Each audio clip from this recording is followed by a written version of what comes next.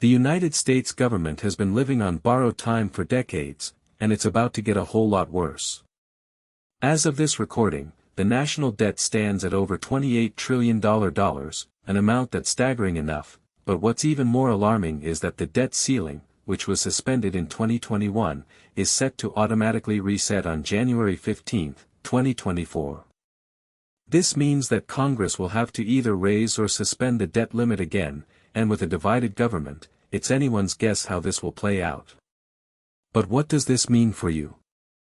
Well, let me tell you, it's not just about some abstract concept of national debt, it's about your wallet.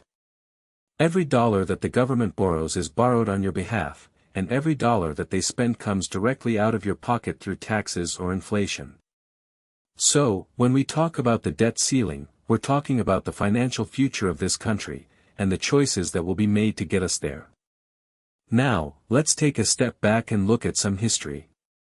The United States first hit its debt ceiling in 1940, during World War II, but it wasn't until 1979 that Congress passed the Budget Control Act, which allowed for automatic increases in the debt limit. This was done to avoid having to constantly vote on raising the debt limit, but it's had a few unintended consequences. For one, it's created a culture of dependency on borrowed money, where politicians have become too used to spending without worrying about the long-term implications. One of the most significant factors contributing to our current debt crisis is something called unfunded liabilities. Unfunded liabilities are essentially promises that the government has made to its citizens, but can't pay for out of current revenue. Think of it like a credit card bill that you're not paying off each month. Eventually, the interest will catch up with you.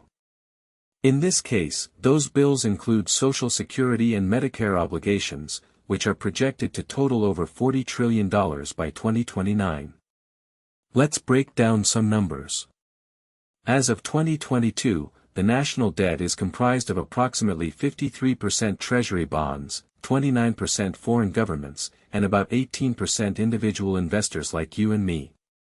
But here's the thing. We're not just lending money to the government, we're also owning a share of its future revenue streams.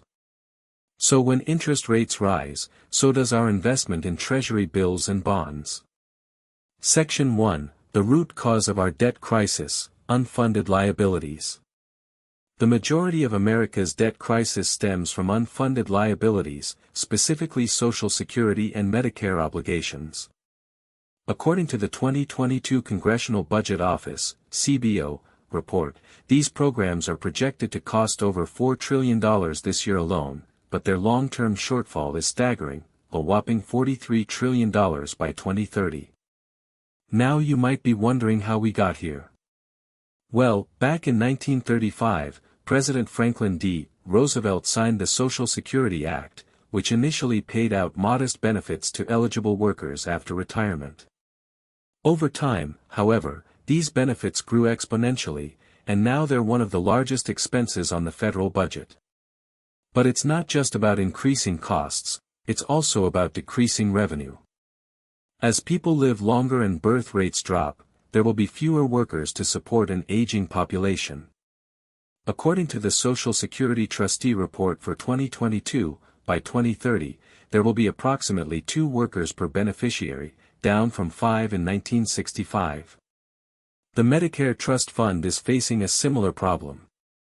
In 1965, President Lyndon B. Johnson signed the Medicare Act, expanding healthcare coverage to seniors and people with disabilities. Today, it's one of the largest entitlement programs on the federal budget, projected to cost over $1 trillion by 2029. Now, let's talk about the long-term implications of these unfunded liabilities. The burden will fall squarely on younger generations who will have to pay higher taxes or accept reduced benefits in retirement.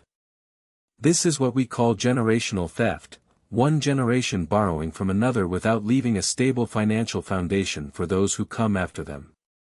Section 2, the impact of the debt ceiling, what it means for you. So what happens when the debt ceiling is hit? Well, it's not exactly like hitting a brick wall, rather, it's more like a gradual slowdown. When the government reaches its borrowing limit, it can't issue any new treasury bonds or increase existing ones without congressional approval. This creates a few problems. 1. Government shutdown. If Congress doesn't raise the debt ceiling in time, the government could technically shut down, although this has never happened before.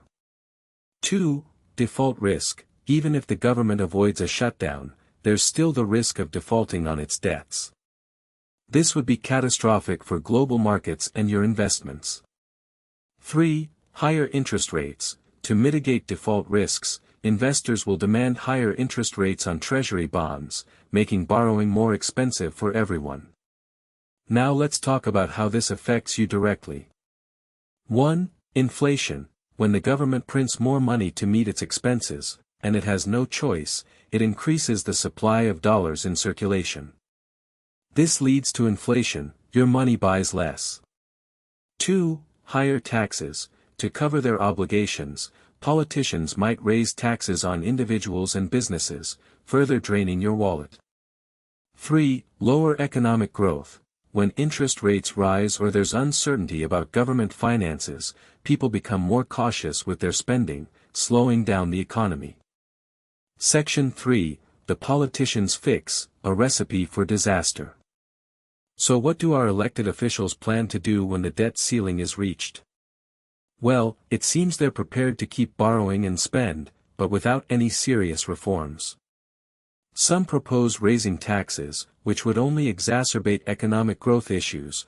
Others suggest more budget cuts, but these are usually superficial.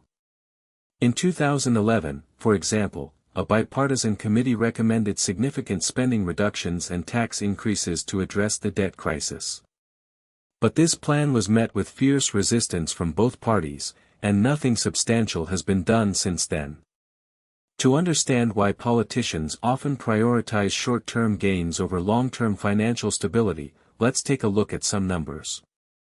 1. Campaign financing. Politicians rely heavily on special interest groups for campaign funding. These groups have vested interests in maintaining the status quo, keeping borrowing cheap and continuing to profit from government policies. 2. Pork barrel politics. Lawmakers use budget bills as opportunities to slip through targeted pork barrel projects, often with little connection to actual policy. Section 4. The road ahead, what can be done? While our politicians may not be willing to make tough choices just yet, there's still hope for change. Here are a few potential solutions. 1. Entitlement reform. Gradually increase the retirement age or adjust benefit levels to match inflation. This would not only reduce expenses but also encourage younger generations to plan ahead. 2. Tax reform. Implement a fairer tax system that reduces loopholes and encourages economic growth. This could include closing corporate tax havens, eliminating deductions for special interests, and reducing individual income taxes. 3. Budgeting discipline. Use sequestration or other mechanisms to automate spending cuts when the budget doesn't balance. Section 5. The People's Solution, Taking Back Control. It's clear that our current system is broken, but there's a way forward. 1. Election reform. Support candidates who prioritize fiscal responsibility and offer real solutions. 2. Grassroots activism. Join or start organizations pushing for budget transparency and accountability. 3. Financial education. Educate yourself and others about personal finance, investing, and the importance of living within your means. Conclusion. In conclusion, America's debt ceiling crisis is not just a government problem, it's an individual one too. We've all been complicit in this situation by allowing our leaders to spend without consequence. As we head into the new year, let's remember that our choices today will determine the financial future of our country. It's time for us to take back control and demand better from those we elect. Will you join me in advocating for meaningful change?